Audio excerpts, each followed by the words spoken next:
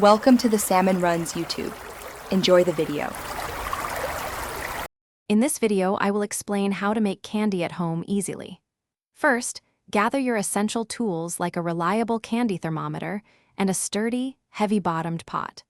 Understanding the different sugar stages is crucial for achieving various candy textures, from soft ball to hard crack. Always measure your ingredients precisely for consistent and delicious results every time. Let's explore some simple candy recipes. For hard candies, you'll typically combine sugar, water, and your chosen flavoring, cooking it to a high temperature. Fudge is often made with condensed milk, chocolate, and butter, creating a rich, creamy treat. Caramels involve slowly cooking sugar, cream, and butter until they reach a beautiful golden brown. To ensure your candy making is a success, remember a few key tips.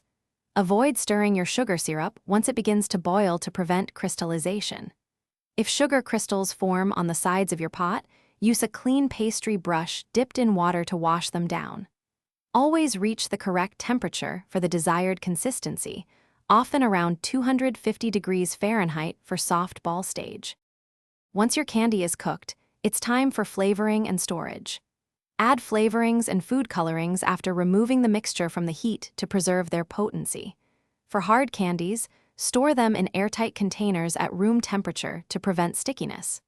Softer candies, such as fudge or caramels, often benefit from refrigeration to maintain their texture and freshness. Thanks for watching. Consider subscribing if we helped you.